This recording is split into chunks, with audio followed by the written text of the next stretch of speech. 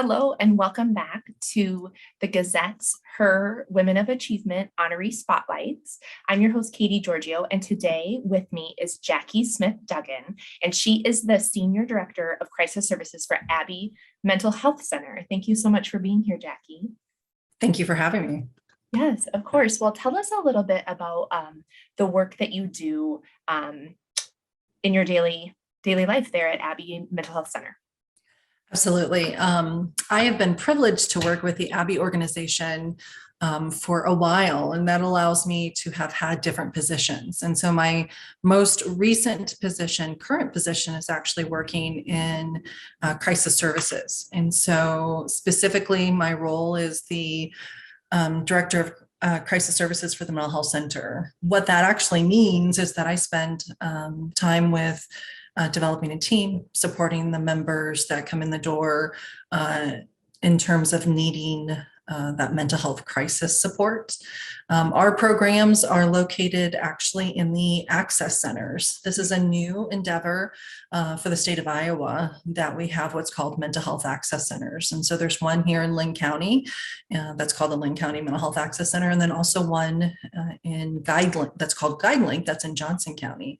But our programs nestled in those two buildings are something called crisis stabilization and also crisis observation. What that means, Katie, is that it allows people to have an alternative for mental health support and not necessarily needing to go to the hospital, not needing to go to the emergency room, but rather to come to us and that we can provide support to them, give them some skills, connect them to services, and just tell them it's okay to not feel okay sometimes, and to be present, listening, and guiding them as best as we can while they're there with us. So we've been in these two programs have been in the access centers for a little over a year now, but we've been doing this. The Abbey Mental Health Center has been doing a form of crisis services for a while. As many people know, the Abbey Mental Health Center provides outpatient mental health support, but that also includes crisis needs as well. The difference now is that there's a place for someone to go that's not so restrictive to the hospital. And that's why I really am excited about what we're doing, because it's meant to be a place that anybody can go to, meant to be a place for anyone to just have that break from the kind of the chaos of life. And we know that the last couple of years, there's been a fair amount of chaos in life. And we want each of these locations to be a place that people can feel comfortable walking into. That is, I was just going to say, this is more important maybe now more than ever. At least people are paying more attention, I think, to that issue. Talk a little bit about what keeps you passionate, or what drives your passion for the work that you do. Yeah. I have a long history in terms of recognizing that mental health isn't just a next door neighbor problem. It is in your home, it's at work, it's on your drive to work, it's in a variety of different ways. We're all stretched a little thin sometimes.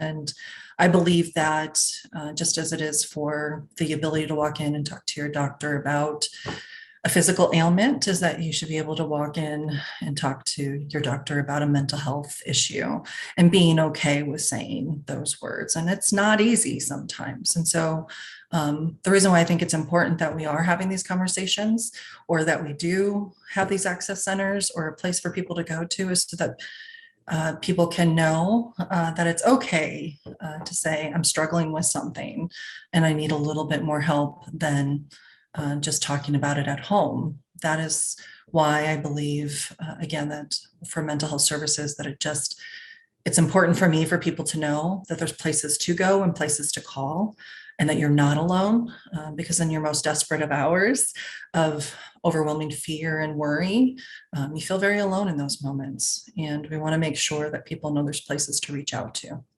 I wholeheartedly agree. I so admire the work that you do.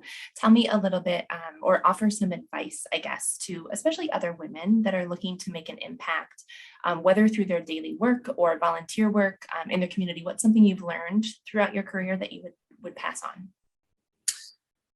Oh gosh, that's a great question. So Hmm. As a social worker, my role is to not give advice, but rather to help people find their path. So it's hard to kind of sum up that up a little bit, but I think the most important thing that you could ever do is to stay true to what matters to you. Um, Getting up every day and doing what we do every day, whatever job we have, having the I don't want to overuse the word passion, but really the passion of saying, I want to make a difference, and this is how I'm going to do that. And to be true to that, making sure that you stay true to that, because it can get very difficult and it can get very hard. And to reach out when you need support from other wonderful women or men or anyone, to say, like, I need to kind of process these situations, or this, what would you do in this situation? I also think that the important part is to recognize that we all have limits and know what our limits are as well, because self-care is an important part of what we do. We don't always practice what we preach, but that's an important part of what we need to do as part of taking care of others, taking care of ourselves. For sure. That's wonderful advice. Thank you so much, Jackie. Thank you to all of our viewers for helping us celebrate our 2022 HER Women of Achievement. For all of our 2022 HER honoree interviews, you can go to www.her.today. Thank you. Thank you.